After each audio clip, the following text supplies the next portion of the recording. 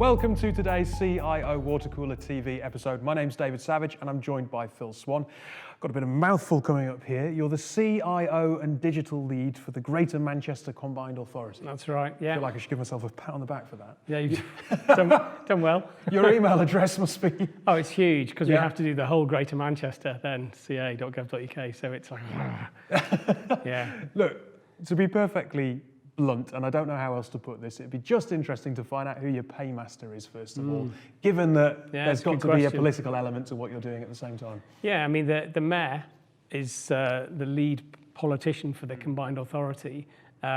He sits alongside the leaders of the other 10 councils, driving the board of the Combined Authority, and they're our statutory function. They make our decisions. So it's politically led, absolutely, but an officer structure underneath that. When the CA was formed, almost 3 years ago now, May 2017, they brought together about 6 different functions, including the fire and rescue service. So there's overall about 2,600 people in the Combined Authority. It's quite big. It didn't bring in Transport for Greater Manchester, which is the executive arm. That's separate, but it is it has a 24-hour blue light emergency service as part of the CA. So we support the Regional Fire Control Centre, but all sorts of other things as well. And you mentioned that the ambition, you mentioned before we hit record that the ambition is for the region to be a top 5 digital city region. Yeah. If you've got that federal structure, obviously diversity in all of its forms tends to add strength because you've got all of those different ideas pooling in. But also at the same time, I'd imagine there's a different pull in direction. So achieving that goal, is it enhanced by the structure, or what challenges do you think that creates? Yeah, I don't think you could do it without a structure like this, because I mean, and don't get me wrong, whilst the CA's only existed for 3 years, Greater Manchester as a collaborative function has been working this way for 30 years. So after the Greater Manchester Council was disbanded in something like 1985, they set up a thing called the Association of Greater Manchester Authorities, AGMA, and the 10 boroughs have been working together forever. So the kind of collaboration we have doesn't happen overnight. And the devolution arrangements that were agreed with government over the last few years, and there's several arrangements, all came from coming together and saying, there are things we want to do as a city region that we cannot do on our own.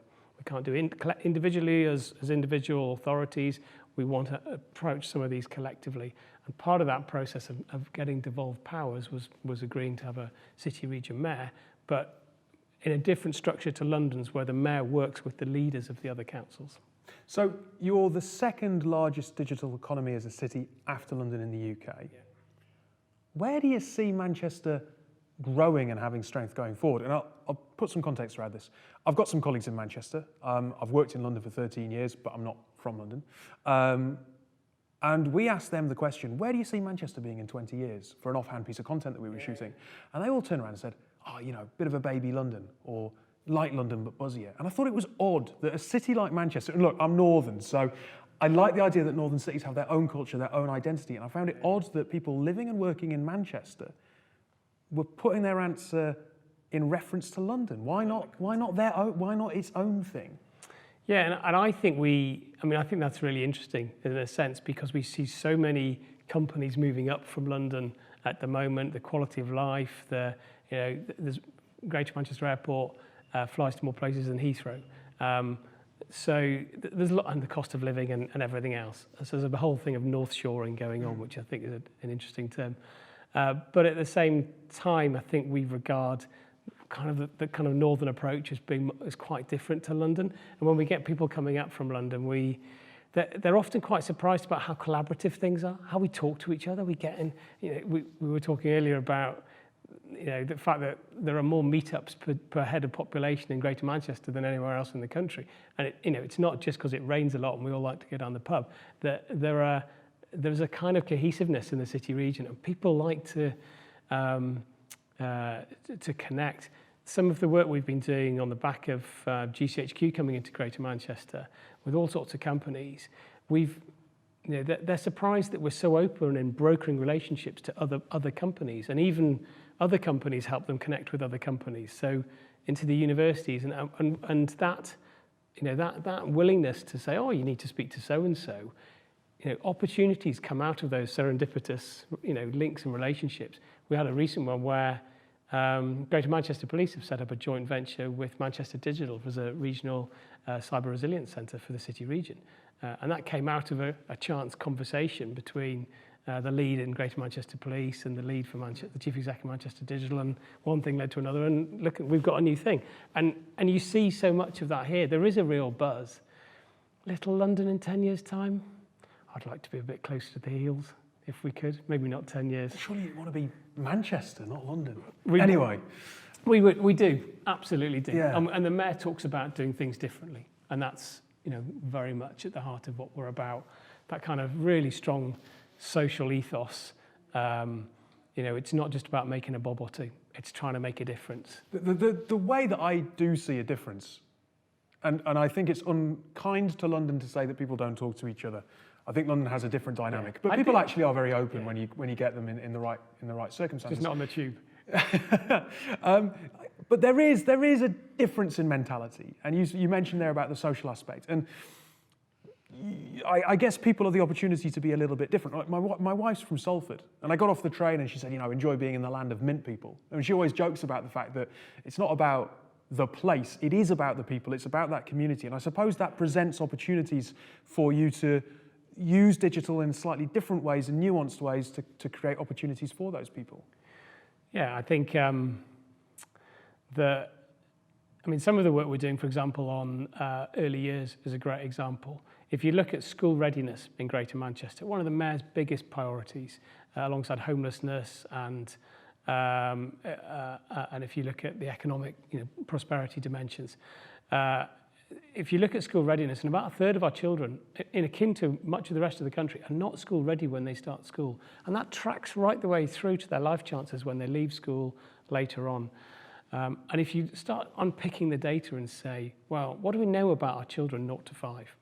You find that A, it's massively fragmented and sits between maternity services, nursery settings, community service, health visiting, children's centres, bits of police, and so on and so on. And then when you try and actually get hold of that data to say, okay, names not numbers, which families do we need to really support better? You find it's all on bits of paper. You can't get hold of the data, and it slips between the cracks. So as a whole, what we're trying to do in that space is digitize a whole 0 to 5 kind of pathway, which already exists. There's been a lot of work on this, but it's all on paper. Digitize it all and work with a really broad cross-sector of communities, co-design it with parents. It goes live in Bury in about 2 weeks. And the amount of work with health visitors, frontline health visitors, is this going to work? Is this going to work? Very agile. But with parents as well, how do you feel about this app? How would you use this? How does it compare? And that co-design thing, working with communities right in the front line, is so critical. But another part of that, which is just vital, is there's no point giving people a whizzy app if they can't connect to it and they haven't got basic digital skills. So a lot of the work that's happening across Greater Manchester as well is about enabling people to feel more confident online and reduce barriers to so they can connect. Humour me for one last quick question. Yeah, go on. Not about Manchester.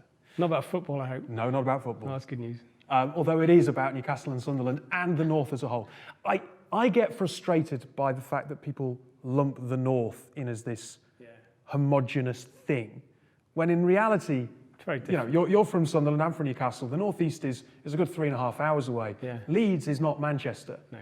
But they get lumped in together. What do you think the other northern cities can learn from Manchester that might help them meet aims where they're giving people opportunities, but at the same time keep their cultural identity? That's a great question, and it's not a one-way thing. Absolutely. I mean, I was up in Sunderland and talking to colleagues from Sunderland not long ago, talking to the combined authority up in the northeast and looking at some of the work they're doing, and it's just fabulous. Some of the innovation and creativity that's happening across the north is just awesome, and I do think it is time for the north to really, almost step up a whole nother gear, because there's so much potential. There's so many fantastic things going on. I think the piece that probably makes most difference in Greater Manchester has been the huge history of collaboration. I touched on the 30 years or so. And you can't recreate that overnight, but that willingness to act together and say and make big investments. Now, the airport is a classic example. It's majority owned by the councils in Greater Manchester, Manchester Airport Group, and it's huge. It owns Stansted, it owns other airports around the UK as well. But that sort of vision to say, you know what, we're going to think long term, we're going to invest, and we're going to invest in really significant ways, recognizing that the challenges we've got are not going to be dealt with by tinkering around at the edges. We've really got to go for some of this stuff. And the structures and the ways we're working we'll have now are really building on that. It does feel that we've got to take some risks with some of the things we're doing because the challenges we've got are not being addressed in the ways that historically we've looked at them. We've got to do things differently. And it's just an incredibly exciting time as a result. It's really interesting. Well, Phil, look, I really appreciate you spending some time to talk to us today. I hope you've enjoyed today's episode of CIO Watercooler TV. If you have, stay on the website. There's plenty more content, so do please have a look around.